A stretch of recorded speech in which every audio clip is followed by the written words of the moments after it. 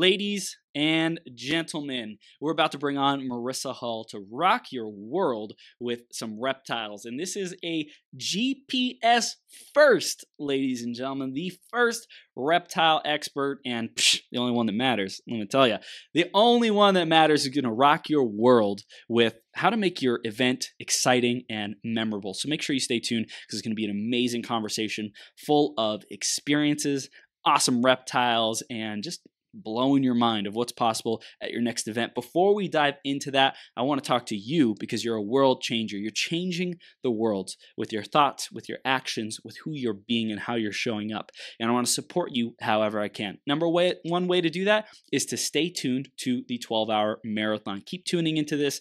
Subscribe to the podcast. I'll share how you can do that in just a second. But really stay plugged in to what we got going on here. Number 2, are you ready to get your message out on the 12-hour marathon? Because I'm here to support you. Whenever you're ready, let's have a conversation about it. Let's talk to you about getting your message out to a bigger audience to make the world a better place and help people become their greatest possible self with your message. Next, I want to help you because you are ready to get your message out to the world with a podcast. You are ready for the next level of impact, of fulfillment, of happiness, of success.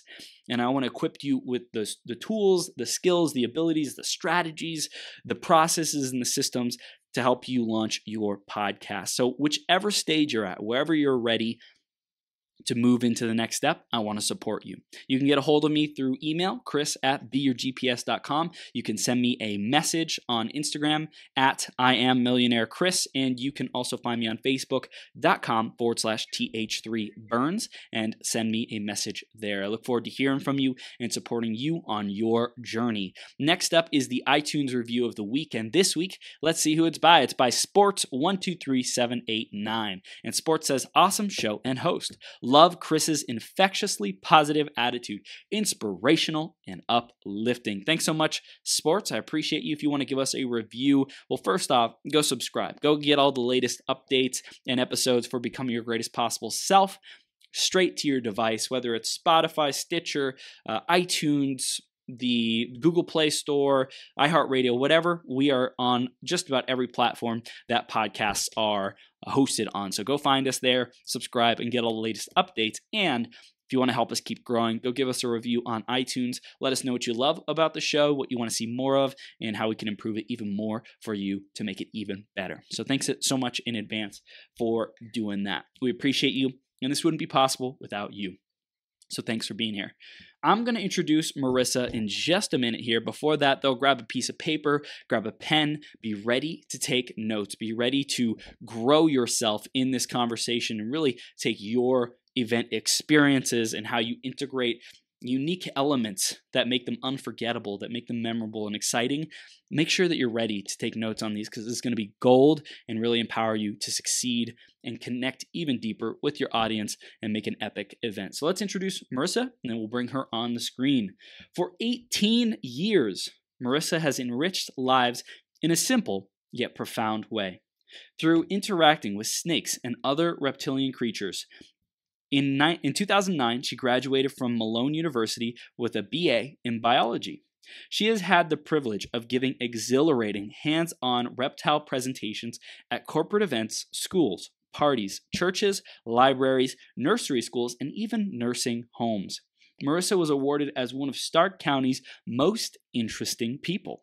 She was also featured in the Akron Life Magazine, on News Talk 1480-WHBC, and performed at the Palace Theater, Entreprenuers Organization Cleveland, the Alive Festival, and WizardWorld Comic Con. She was also flown to LA for Discovery Channel's show, Snaketacular, who dubbed her one of the world's leading snake experts. She hopes people who see her show will be filled with wonder and that it will help them live the rest of their lives with a sense of awe and curiosity. And we are blessed to have Marissa with us here today. Marissa, you ready to rock the house, Superwoman? Oh, yeah. Oh, yeah. Woohoo! You are live on Becoming Your Greatest Possible Self. Thank you for being here and sharing about your wisdom that you've totally dedicated your life to connecting with animals, with nature, with providing people with a sense of wonder. And I acknowledge you for going this path, and also for bridging that world, which there may be a certain number of people already doing that, but bridging it with the modern world, bridging it with technology, bridging it with social media, and educating people today and corporations on what's possible. So I just acknowledge you for being a pioneer in that aspect and empowering a lot of people. Oh, thank you, Chris. I'm like so happy to be here. Yes, I love it. I love it, Marissa. So let's dive right into the theme of today. Today's theme is, does your why make you cry? And so I want to just ask you, Marissa, how has this concept really shaped your life and impacted you in your journey? Yeah, thanks, Chris. That's an excellent. I love that. Why making you cry? Yeah, definitely, it does.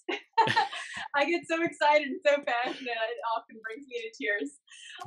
Yeah, and so basically, I was like, what am I passionate about, and what kind of impact do I want to have on others? And since it moved me, I thought, I'm going to let what moves me eventually move others. Yes. Yeah. I love it.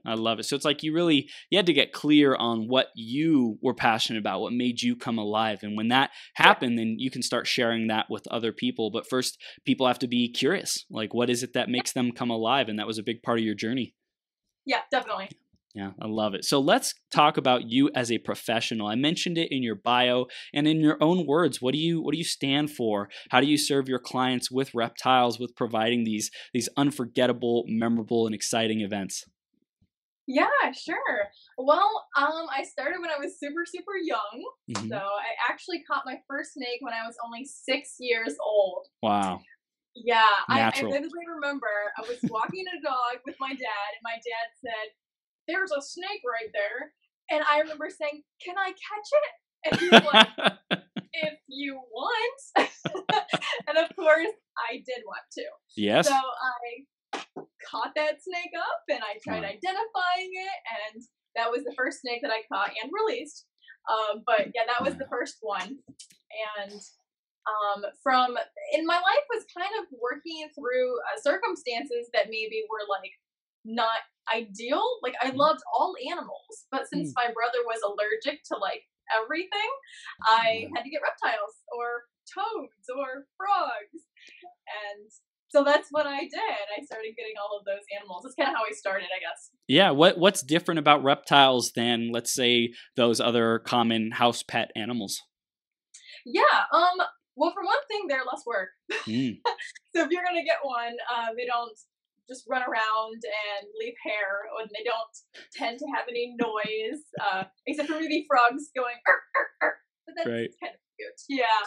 And they're fascinating. So they're quiet, they're subtle, but they are something we can still learn a lot from, and just have a lot of value in seeing it. It's just being filled with wonder about it, I guess. Yeah. I love that, and I wanted to tap into that specifically, and we'll go back into your journey and talk about your career evolution as a reptile expert and these different corporations and events that you've been able to help have these incredible experiences. Before that, though, I just want to talk about the wonder aspect and how that's important for you, and especially as a professional, to bring that into your presentations and your events. Tell us a little bit more about that and how you provide that. Oh, I'd love to. Yeah. So, when you're outside and you see like beautiful things that God made, it's just when you look at it and you kind of study it and just let it sink into your soul, it really fills you with a deeper richness to life. Yeah. And so that's what I like to do, just closely observe things. When you look at the details of a flower or of a reptile, and you really look at the intricacies, it causes a certain pause within. And I love that. And having that curiosity makes you think, I wonder. And you start to have a sense of question. And that's what ignites me to want to learn, to be a learner, to be a studier, because I see things and I have questions, and then you seek answers. And I think that just kind of the student mindset and the sense of wonder just really enriches life. Don't you think, Chris? Yeah, absolutely. I think it's as soon as we say I know that, or we close ourselves off to learning, it shuts down the playfulness, the excitement about what's possible. It shuts down the possibility. So I know that you also bring this into corporations and events. Tell us how you bring that with your reptile specifically. Yeah. So it's, I guess every age, whether you're a kid or an adult, for some reason, a lot of times animals get segmented in with children. And man, when I'm doing like a school, I think about like the teachers, like this is continuing education for them. Like when do adults have an opportunity to learn from animals? And it just doesn't seem to happen. And so I believe that this is kind of a neat way to open up adults to look at other things. I mean, how did people learn about flying? Did they study birds? And just all these different animals show us a new perspective that you might not have seen otherwise if you hadn't studied nature. I love it. So I think that what I hear is, in corporations, in events, we can bring a whole new sense of like wonder, of being interested in the work. Like, how else can I look at this? How can I innovate? How can I bring fresh perspectives? Like those are all different advantages that kind of come together with this, and seeing things from a new angle, and kind of going back to the basics of how can I be a student again? How can I be in wonder as an adult, as a teacher, as someone who is teaching the next generation, or just might have gotten into this groove of every day just showing up and doing, I don't want to say the same thing over and over again, but we have our responsibilities, we have our job duties, and sometimes that can get repetitive. So how do we make things fresh and fun and exciting? Yes, definitely. So cool. So I want to go back into the journey. You said you caught and released your first snake at 6 years old, which is incredible. How did your journey of being passionate and excited about animals, and specifically reptiles, how did that evolve from there?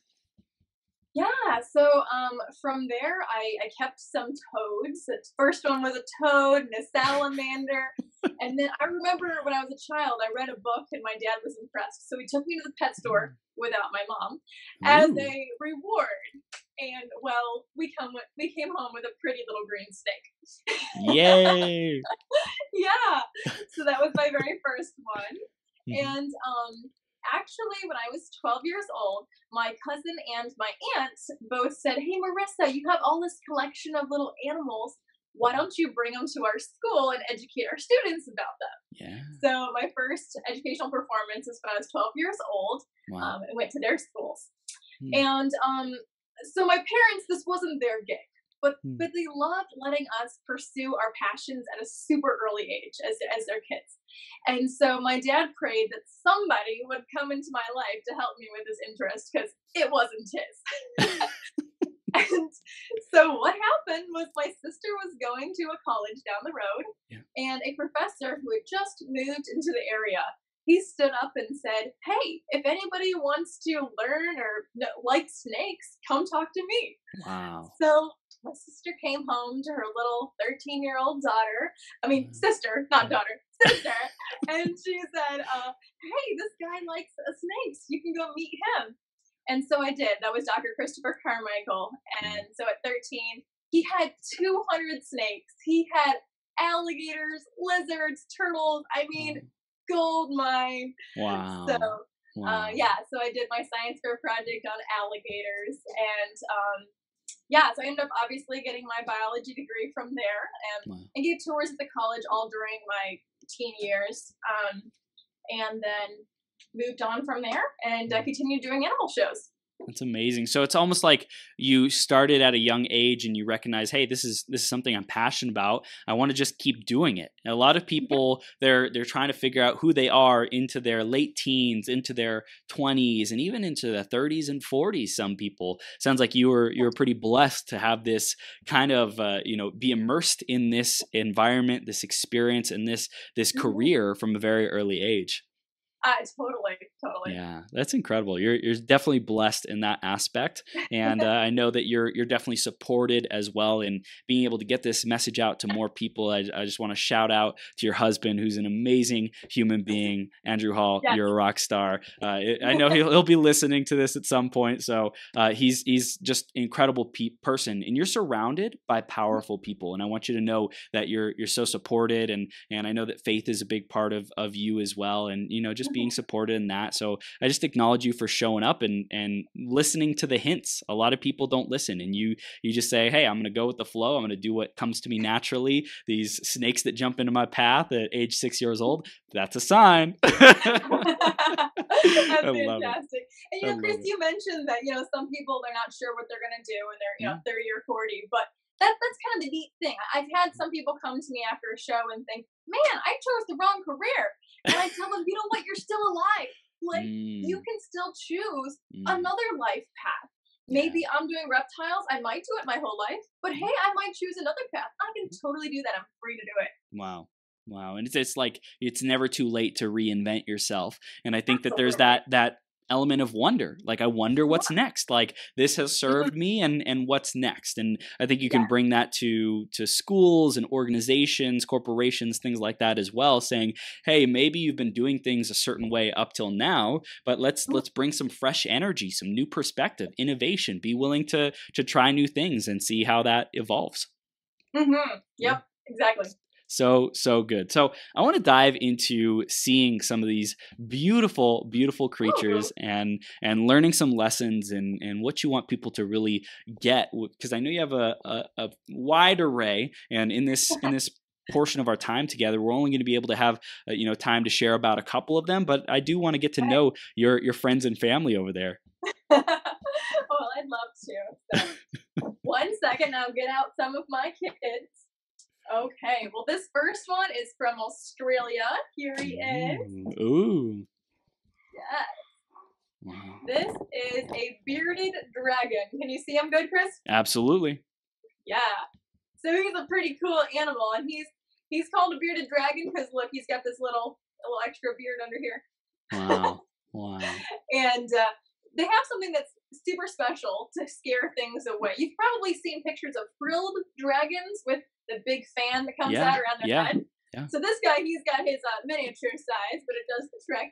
His actually pops out right here. It's his beard. It's got cartilage underneath here. And it turns completely black. It only takes about 120 seconds and turns black from here all the way down to the first part of his chest. Wow. And he'll fan on his belly and look really big and open his mouth. Wow. And he looks super scary and scares things away. So what kind of predators might be going after the bearded dragon, and what does a bearded dragon typically eat? Yeah. So they're omnivores. They eat meat and plants, like omni means all. Yep. And predator wise, hi, what are you doing? Hi. No. Oh dear, he's going up on the head. He's like, I'm a bearded dragon. I do what I want. So he's on my head. That's what you get after a long workday with this man. I love it. I love it. So predators, like birds would love to eat them, and snakes, that kind of thing. A lot of animals in Australia. But this guy, one of the things that he teaches me, I guess, is that if an animal's coming at him, it's something that he's afraid of. But if he takes a stand, he puts out his beard, then he can actually scare the fear away. He can scare the thing away. Wow. And so, take your stand. That's cool. I love how you integrate these different principles and qualities and characteristics about animals, and you're studying them to say, hey, what does this animal do that I can bring into my own life to be able to step into a certain characteristic or quality even more. Yeah, absolutely. Yeah, that's incredible. So the bearded dragon is a beautiful, beautiful creature. Do you name your pets and your animal friends? I do. His name is Bloke because he's a boy from Australia. He's a bloke. G'day, Bloke. I love it. So cool. Awesome. He's awesome. Hi, Chris. Bye, bloke. Bloke the bearded dragon. I love it. Okay, so that was a big quality in terms of like taking a stand for something, and I think that's important for people wherever they're at in their journey, whether it's someone working a job or kids up and coming, because like it's important to know what you stand for and to not let like something that is out of alignment or that kind of goes against our values, not just let that keep going, but know that we have a voice and that it's important for us to stand up for what we believe in. Yeah. Actually, you said alignment. That's my word for the year, alignment. Ooh, good. I love it. I love it, Marissa. Well, we are aligned with learning even more about more creatures. Who's next? Okay, here we go. All right. This one's name is Popsicle, and it was my mom's favorite. Ooh. Look, it's got a blue tongue. Wow. That is beautiful. That's beautiful. Yeah. Oh my gosh. It's a really cool animal. And this is called a skink, S-K-I-N-K, a skink, a blue-tongued skink. And this is also an Australian species. And what is it about Australian animals that you're fascinated by? Yeah, I know. I even went there because I was like, man, I have so many Australian animals. I gotta go there. Yeah. I love it. So tell us more about the skink. They just have a lot. They just have a lot of cool animals. That's Australia. So cool. I love it. Right. So the skink, Mr. Mrs. Popsicle? Mr. Popsicle. Mr. Popsicle. But you can just say Popsicle because you guys are friends now. Okay, so tell us a little bit more about Popsicle and what you especially in the corporations and at schools and churches, all these different events. You're able to really teach a lot with each individual animal. So what else? What do we need to know about Popsicle and the skink? Yeah, so Popsicle, he's from Australia, so he's facing a lot of the same predators that the bearded dragon would face. Yeah. But this guy, as you can tell, he's got no beard at all, nothing going on there, not a single hair. Yeah, no beard. And so, a lot of times we will look at others like the bearded dragon and think, wow, that's so cool. That guy's got that beard. He could stand against his fears that way. Man, I don't have any beard. What am I supposed to do? But each of us are designed different. We're gifted differently, and that's what God made us. And this guy, he doesn't have a beard, but dude, this guy, he's got a cool blue tongue. So when the animal comes along, he just kind of goes, and he sticks his tongue out and he scares that predator away. So the blue tongue is what scares the predators away. It is. Oh my gosh, I love it. So why is its body so long? Like, I mean, I'm sure different aspects of these creatures are just evolutionary, like, hey, that's how it happened, it is what it is. But I'm curious if you can highlight the features more, because I noticed it has like kind of short arms but a really long body. It's really interesting. Yes. Great question. Yeah, good observation too, by the way. Yeah. So this animal is really good at kind of slithering through the ground, the leaf litter. In Australia, we saw skinks, a different species, but they're hard to catch because when they're slithering around, boy, they're really low to the ground. They can go inside holes and stuff. And so his body is really equipped to go inside of holes because there's actually no space between his scales, so nothing can get stuck between his scales. Wow. And he can just tuck his little leggies back and slide through the ground, through holes, all of that. Really easily. So his movement is a little bit robotic and a little bit like a snake. So it's kind of a scoot, slither. Yeah. And so he does. He's a niche animal. He changed and modified himself, to be in the niche that works well for his survival. Yeah, because I noticed it's kind of like a snake head with a snake body and then like some lizard arms, basically. And his big ears. You see his ears on the side? They're kind of big holes. Yeah. Wow. Yeah, it's a cool animal. And by the way, it's not trying to scare you away. It didn't mean to be rude, sticking its tongue out like that. It's just kind of smelling around a little bit. But when it wants to scare something, boy, its mouth flies open. Its tongue is really big. It's shaped kind of like a spade. Yeah. And it's a very large tongue when it wants to be scary. But it just gives hugs for me. Oh, so cute. So I'm curious in terms of, when I think of a dog, I think of like usually it's really affectionate and loving and, wants to like be man's best friend. Some animals not so much, like cats I Yeah. wouldn't say are as kind and like friendly typically. Yeah. Some people might beg to differ, but I found that dogs are really friendly. How do you feel? Do you feel like each species varies? Is it also not just species dependent, but creature dependent and personality dependent based on each creature? Yeah, I'd say that's a fair assessment there. Yeah. But like if dogs are man's best friend, let's just leave it to the dogs. I mean, they've got a little niche on that area. The reptiles, a lot of times they would recognize like their owner, but at the same time, it's not like a tragedy if they were to get rehomed to somebody else. They'd be fine. They would be heartbroken. Yeah. Wow. So I'm curious in terms of emotional connection with these reptiles. What have you found in terms of just talking to owners of them, or what do you share about in terms of connection and personality when you go to events and stuff? Yeah, well, a lot of people who own reptiles are really close to their reptiles. Yeah. And if they're not, a lot of times they feel really bad. Like I even had a lady approach me today, like, I'm not holding my snake. I think I need to give it a new home. And I told her, well, don't feel bad. It doesn't have to have love. It's okay. But at the same time, you do want every animal to have I don't know, a certain quality, not quality of life, but that its life is giving more quality. Yeah. So, that it's either helping the environment or it's helping to educate or it's bringing fascination to people. So, I mean, if an animal is kind of kept away by itself, I feel like it's not living the life it's supposed to live. Yeah. So I'm okay with, obviously that. But yeah, a lot of people will cuddle with their snakes, watch movies with them, with their lizards, and they're kind of nice and therapeutic. They're not begging you for food. They're just being there, gently moving around on you. And a lot of people find it very, very fascinatingly therapeutic. Like I said, like a little massage. I don't know. That's incredible. It's so cool. Cool. So that was Popsicle. And we want to meet our next new friend. Who is it? Ninja. This one's going to be Ninja. Ninja. Yeah. You want to take a guess what color it is? Black. You got that right. Heyo. Hopefully it's not a black mamba. Right? The most venomous snake in the world. You are the snake whisperer, Marissa. I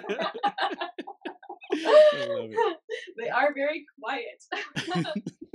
Yeah, Ninja is a black milk snake. Yeah, it's from South America, which a lot of times I'll highlight the locations where they're from because I have animals from all around the world. Yeah. And this snake is really cool in many different ways. It has some lore kind of attached to it, some legend. People used to think that snakes milked cows. Super weird. There's actually dragon stories about dragons milking cows. I don't know what it is. There's something there. But at any rate, they don't milk cows. That's silly. But they do like to live in barns where they can eat mice and that kind of thing. So that's why they were in the barn setting. Now, this snake has a really interesting feature. So it has not always been black. So it actually used to look like, I'm going to show you another snake. Sure. It used to look like this other snake. I'm going to show you. When I was a kid, it looked like this. What? Yeah. Wow. Isn't that crazy? Yeah, it's like red and black and white. That's incredible. Yeah. And this snake, it looks kind of like a venomous species of snake, right? Yeah. Yeah, it looks like a coral snake. Yep. And so this little milk snake here. Now these are two different species. This one actually stays smaller and stays this color. Okay. But the black one used to look like this, but when it became larger, it turned black. So the idea is when it was smaller, it has more predators. Yeah. So it wants to scare the animals away, thinking, I don't know, is it venomous? I'm not sure. And so they'll leave it alone. And when it gets larger, the black one turns black because it doesn't have as many predators. So it's moved on. It can be in stealth mode, right? Like a ninja. Yeah.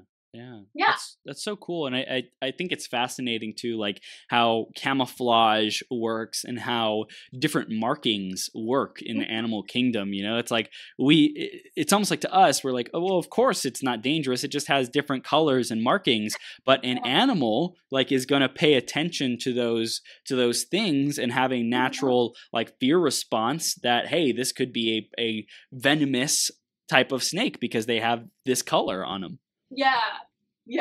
Wow. Yeah, and like as far as like something I learned from this, I guess I'm gonna be real with you and tell you exactly what I'm learning in my life right now. Yeah.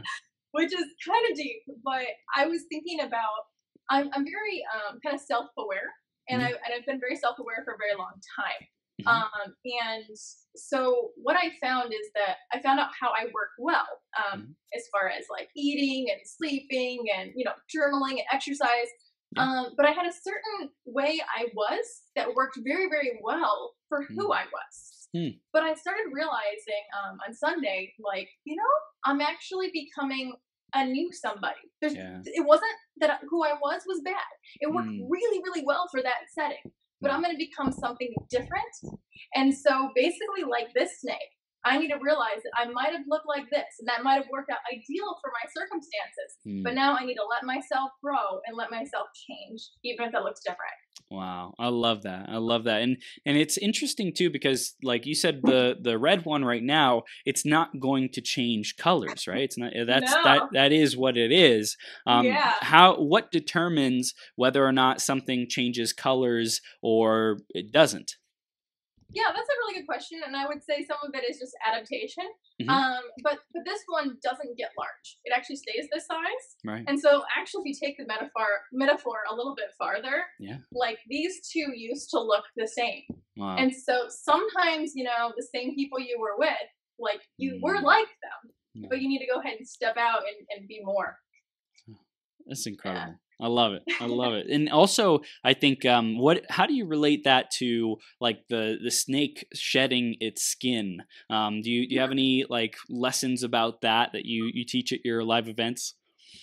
Yeah, sometimes I do. Especially, actually, sometimes I use a cockroach, and cockroaches are really fascinating because I actually went to go check on my cockroaches one time. I used to use cockroaches for my show. I actually don't have them right now. But I checked on them and I thought it was dead because the cockroach was just laying there. Right. And then I realized, oh my gosh, it is not dead. That is only its skin. In fact, my cockroach, which used to be brown with no wings, was now white and it had wings. Wow. And I was like, what even happened here? So what it taught me was that cockroach, if it would have stayed within its skin and it wouldn't have grown out and burst out, it would have died. And in order to grow, it actually needed to take away the old and become something new. And in fact, it even had wings, which was so cool. Oh my gosh. That's rad. I love it. So, any other big lessons that you learn about snakes? Like, does anything else come up to you, with how snakes live their life, or just other traits or qualities of the snakes that you think are important? Yeah, I mean, a few random things, I guess. Kind of like snakes that strangle. They constrict. Yeah. And how a lot of people see that as like a one thing. They think, oh, it's a constrictor. It's going to strangle. It's going to kill me. And it's like, no, not exactly. For one thing, it just kills the prey, right? Right. But it has other ways it can use its strength. So there's not only one way to use a strength. There's multiple ways. And so it'll also use that constriction strength when it's like climbing a tree or something like that. Yeah. So, the holding on aspect. So sometimes when we, as people have a strength, there's not only one way to utilize that strength. There's multiple ways to utilize a strength. So don't just be the quick grab. Like, oh, I like animals. I'm going to be a veterinarian. No, I don't need to be a zookeeper. No, there's other avenues that we can take. Wow, that's amazing. So it's like each strength can be executed, so to speak, or applied in different ways that create different benefits that might fit and serve people differently. For example, a snake who constricts may not be living in an environment with trees, so it wouldn't serve it. Like there's no application of climbing trees in that specific environment. But like if it lives in an environment with trees, then it can use that gift in that way. So I think it's fascinating. Yeah, well said. And I guess another thing that kind of comes to mind is snakes with their tongues. The tongue, as most people know, they smell with their tongue. Well, I mean, they don't exactly smell with their tongue. They have an organ in their brain. Well, not brain, but in back in their head there. Right. It's called a Jacobson's organ. And it has two little grooves for their tongue. So their tongue goes out, it gathers information, and it goes back in, and that processes it. Wow. So the tongue's almost like a spoon that, gives it information. Wow. But it's forked. So, sometimes we're going in our lives, what we need to do is we need to gather information from over here and have that perspective so we can triangulate to see what all is going on so we make a choice that's more well-rounded. Yeah. Wow. That is incredible. I love this. This is so great, Marissa. Bomb.com. So awesome. So we talked about a bearded dragon. We talked about a skink. We talked about some awesome snakes too. Do you have any more creatures for us to be inspired by and learn from? This one's a little crazy. Ready? Look. Wow. Look at that tail. My goodness. Isn't that beastly?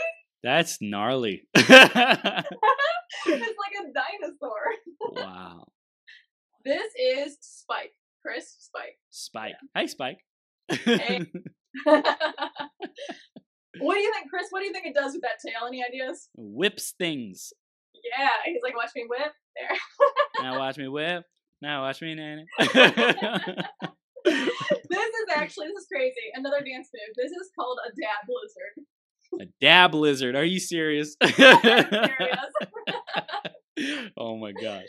Yeah, and the other name for it is Euromastix, which means whipped tail. Ooh. So, this is an Egyptian, so that's kind of cool. Hi. And this lizard, you can see the wrinkles on its belly. Yeah. And it's really well equipped to take a stand. So what this one does is this one goes into little rocky cave areas. Yeah. It puffs its belly out, so it's all nice and bloated. And it's wedged in there. And then sometimes it uses its tail and makes its tail a door. And that's not a very friendly door. Wow. So when it's all puffed inside the rocky area and it's got its tail there, it's really taking a stand. And sometimes what we need to do is we need to use the resources that we have. This guy's got its core, it's got its tail and all the things within it, and it needs to stay there and make a stand. Wow. That's incredible. So cool. It's a cool animal. This is from Egypt, you said, right? Yeah. Wow. And it's actually an herbivore. Its favorite food is flowers. Ooh. Yeah. What? It's an herbivore, but so it just uses the tail for defense? For defense. Yes. Wow. Yeah. So it's like, would it be when it's being chased, so to speak, when it knows it's in danger, then it goes to the rocks, solidifies itself, and then gets the tail ready to spring and unleash on someone? Something? Yes. It can do that. Or even if it's the resting, like if it's kind of sleeping, it might want to sleep in a little cave area and, just be in there. I know this from a personal experience. So I have a smaller one that I couldn't take to shows for 2 years because I gave it such a cool cage that every time I went to go catch the lizard, it would run into its little cave and do that, and I couldn't get the thing out. Wow. Oh my gosh. You're like, well, okay, I'm grateful you found your perfect home. Like you gotta, like we need you out here. You're useful to me, your master. Yeah. Your stage is calling. Come on. I was like, that's it. We need to rearrange your cage a little bit, darling. Yep. Yeah. Oh, did you see how fat its tail is? It's really thick. It's thick. Yeah. Yeah. Wow. So animals that have, like lizards that have thick tails like this, they actually store their fat in their tail.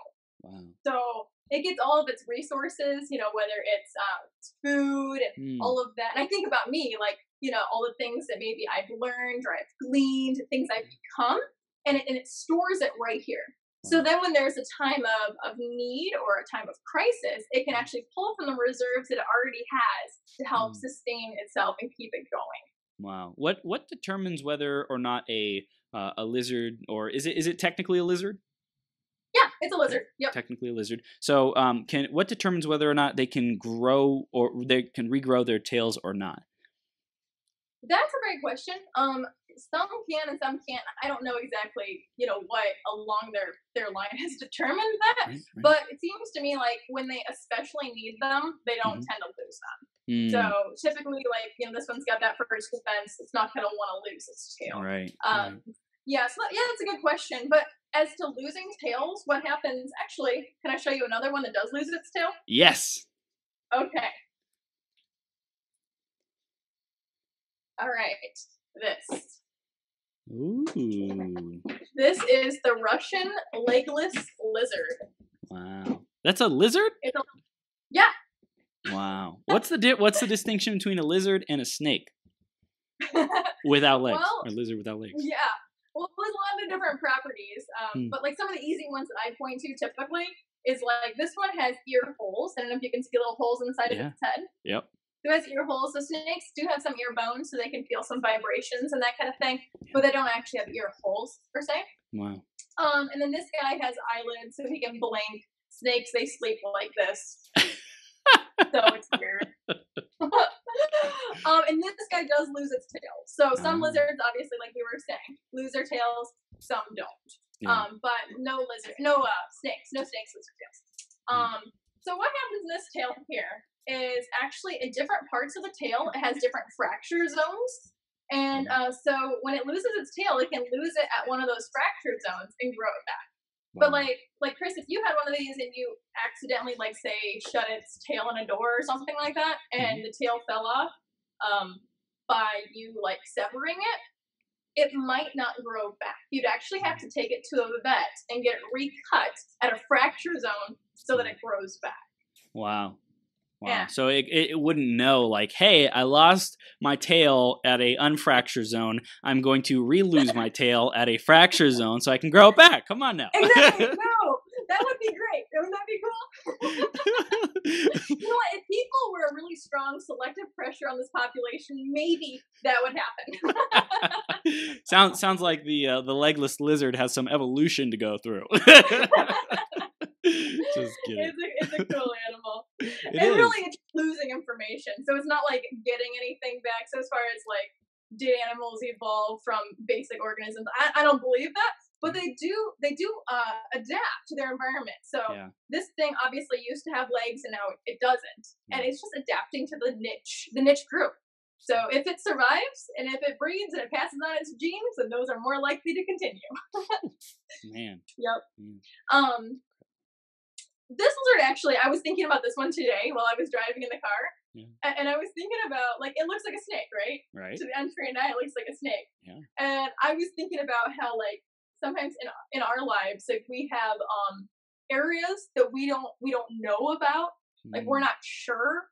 And we actually need to hire an expert like me or like you in your field to help point things out to us, to show us, different areas of weakness or of growth or whatever, to help us determine that. So this is kind of the hire an expert kind of animal, that reminds me sometimes we need to do that. That's so true. It's like, something might appear one way, someone's having a challenge getting the greatest productivity out of their employees. And they think it's, they don't have enough support. They don't have the right systems. They don't have the right tactics or strategies when really they have some stuff going on in their home life. And like the organization, the boss didn't even know that, but it took an expert to be able to distinguish, hey, is this a work problem and a systems problem? Or is this a, employee at home problem?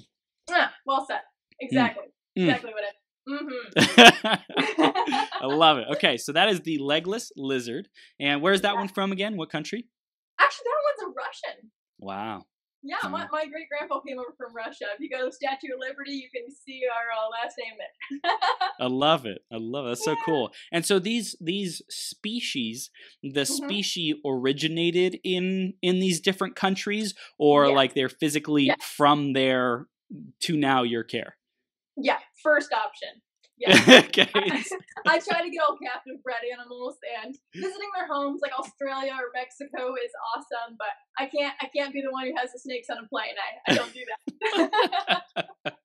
Oh my gosh, so awesome. So Unless that it's is intentional, you know. If somebody's gonna hire me, to go to California to do a show, then me bringing my animals is different than me actually taking them out in the wild. right. Right. Is there like any kind of restrictions around that, or things that it's like more difficult to transport an animal to a different country? Yeah, definitely. And you have to look that up, per country's, Right. regulations. So, Right. yeah, but for sure. There's like taxes to transport animals. Well, also there's just different rules too, because sometimes you don't want something to get loose and possibly get introduced or something like not cool. Yeah, there's tariffs on that, and restrictions on species interpopulation. So that is amazing. What is the next animal, Marissa? Okay, well, here's a really cute one. Aww, little turtle. This is a turtle. His name is Boxy. Ooh. Yeah, Boxy is an eastern box turtle. So I'm from Ohio. He's kind of in our region, and really a very broad region as well. So, box turtles are especially cool, and they're equipped with a special little hinge here. Actually, in the bottom of the shell, there's a little line here. What? And this turtle can actually pull inside of its shell like most turtles can, and actually completely close the door. What? So this moves. So they can close up and be just looking like a shell entirely, and all their body is tucked inside. Wow. That's incredible. Yeah. And so this turtle, this species, developed an adaptation that instead of just having a stagnant, top shell and bottom shell, but they can pull in, but there's still like kind of the holes that a creature could get in or something like that into those holes and crevices. This one shuts the crevice and protects themselves more effectively. Yeah, definitely. Yep. Wow. Yep. So what really lessons does Boxy teach you, and do you share with your audiences? I think that sometimes, especially when like an idea is fresh, like when you're just working on something, like, sometimes you need to share it with some people, but sometimes you need to actually keep it within and just kind of shut the door and like work on your fresh idea before, you share it with somebody, because they might just kind of try squishing it. Yeah. So sometimes you just be like, no outside world for right now. Wow. So it's like really knowing when to go within and nurture the idea, nurture ourselves, take care of ourselves even, It's like, hey, when do we stop like going out and maybe going to the events, going to the parties, whatever, the things outside, and just really nurture ourselves and tend to ourselves. So it's a great metaphor for that. Oh yeah, totally. Love it. Rad. Okay, so that's Boxy. Bye, Boxy. Who's next? Okay. How many more you want to see, Chris? We got like one or two more. We're good with one or two more. Do you want to see one last big one? One last big one. Let's go. Oh, well, do you want to? Okay, let's do it. We'll do two more. I talked with my coworker here, and he thinks you guys need two more. Okay. I love it. Bring it on. All right. Well, this next one is one that started off this big. It could actually fit in the palm of your hand. Okay. And I got it when it was really little. It was given to me as a gift, like a Christmas present. Yeah. And it did not stay small. It grew. No, and it is still growing. It's getting bigger and bigger. So I gotta pull up my muscles here. Yes. There we go. Right? Look. Oh my goodness. Yeah. That is a honkin'. What is it? Is it a tortoise? It's a tortoise. Yeah. He's a South African spurred tortoise. Wow. And they can grow to be 200 pounds. What? Yeah. Wow. So it's pretty crazy. And I think I can't hold it much longer. We got the view, girl. We got it. Oh, it's such a workout. Did you know you'd be doing a workout this interview? I figured it was going to be a workout with you, if not mental, something else. So. That's right. You got both. You got the best of both worlds, mental and physical. Like, come on. We just over deliver. What else could I want, right? we over deliver here at the 12-hour marathon. My goodness, GPS podcast. I just love it. I love it. So this guy, he's like research right here. So sometimes when you're gonna go into something new, you gotta open that book and do your research because you might, not know what you're getting yourself into, like me. I love it. So what is this next beautiful creature? Oh, this one is beautiful. Before I owned it, it was owned by a photographer. You really can't own an animal. Sometimes I kind of question that. But this one is beautiful, and its name is Jingle. Jingle's a beautiful girl, and she is a jungle carpet python. Wow. Beautiful. Oh my gosh. Wow. Yeah, she hardly fits in the screen, but she's got a gorgeous face, especially. Wow.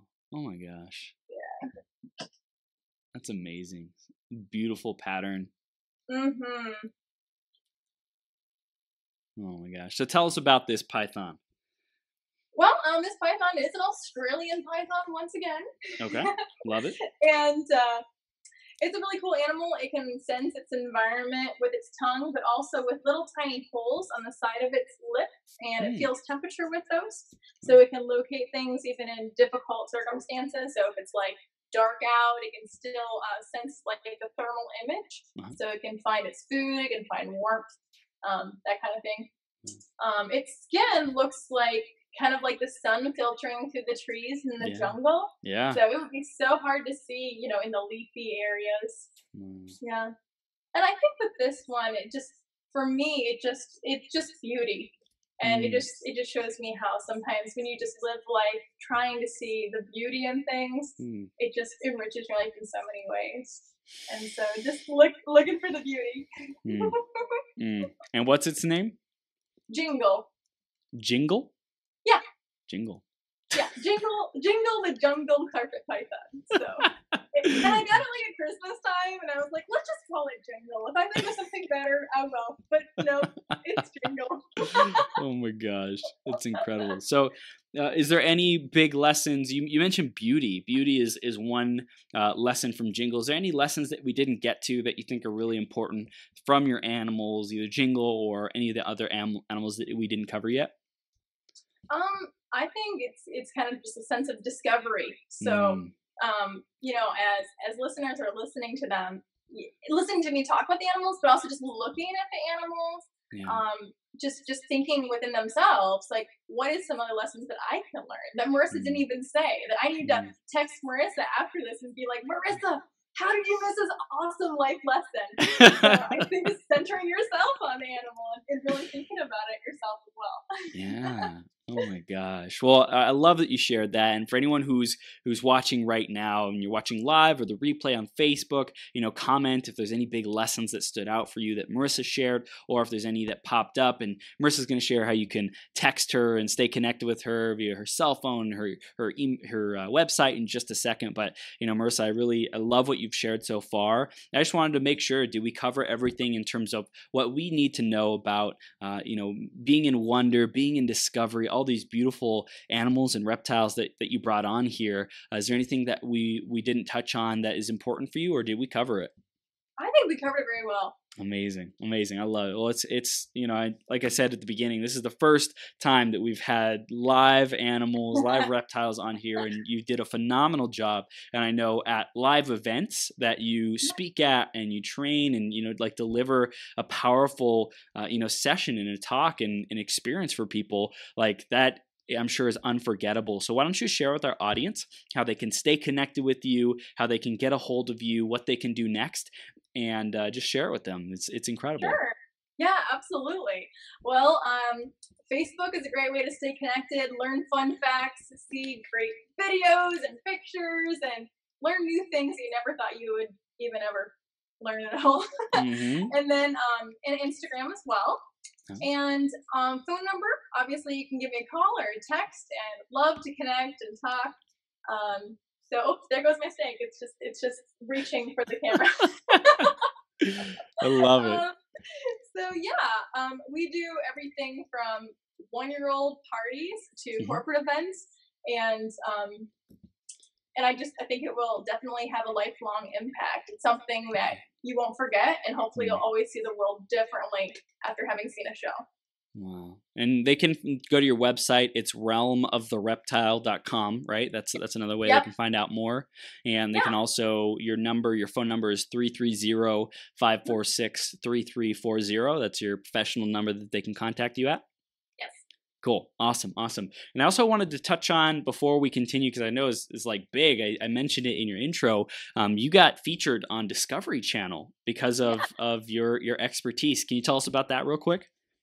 Yeah, they were doing a piece. It was called Snaketacular. Yeah. It's the same people who do Shark Week, Sharktacular, same company. Yeah. And they wanted to do one on snakes, and they had different viral videos, and they wanted a female snake expert. So they called me. Wow. And so I got to go there and weigh in on the different videos and give expert opinion on the videos and what was going on there. Awesome. It was great. It was fantastic, really cool. The lady who picked me up from the airport, she worked on Dancing with the Stars with Bindi, Steve Irwin's daughter. Wow. And so so I got a message back from Bindi and Terry. They gave me a magazine, and she enjoyed talking with them about me and having met me on the show. So it was really cool.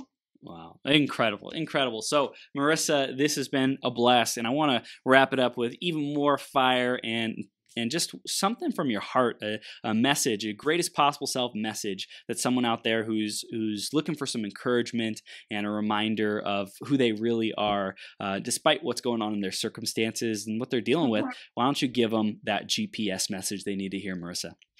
All right. I actually wrote a special quote for you guys for this moment. Ooh.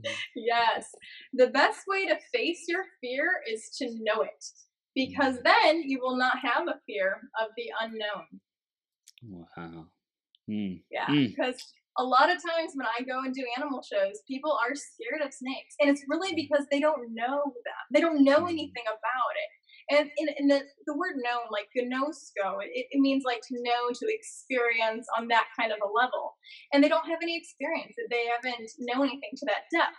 So then when I come in and I show them, hey, the thing that you were scared of, let me tell you about it, learn about it. And then they come away from the show without fear. Wow. They're so excited. They touch it and they go, oh, I want to do that again. Wow. And so a lot of the things in my life, and probably in other people's lives, that I fear, once I face it and once I actually know it, it doesn't even become fear anymore. It's not unknown. I know it, so I don't fear it anymore. Amazing. And having the distinctions, the support, the wisdom, the holding the container in the safe space of an expert like yourself, like you providing that safe space allows people to confront those fears, knowing that, hey, Marissa's telling me I can do it. Marissa's telling me I can take the next step. I can be courageous. I'm going to do it. I'm going to, trust in her. And so I think that's really powerful, and something you provide for your clients and the community as well, is just really reminding them that, hey, like when you have the right team and support around you, anything's possible. That is a good word. Yes. Because definitely when experts have spoken into my life, like I look forward to talking with you even more later, and I talk to Wayne Myers, and when you have somebody in your life who says like, hey, this is how it is, you're like, oh my gosh, I didn't even see it that way. And now, able to grow to the next level, and it's amazing. I love it, Marissa. You are incredible. You're such a treat and a privilege to be here. Thank you so much for sharing with us. Again, everyone, connect with Marissa, send her a text, give her a call, let her know what your lesson was that you discovered, your biggest takeaway. The number is 330-546-3340, and go to realmofthereptile.com, and definitely connect with Marissa on Facebook as well. So Marissa, thank you so much, and keep doing the amazing work you're doing. All right. Thanks so much, Chris. We'll see you soon, okay? Bye-bye. Bye.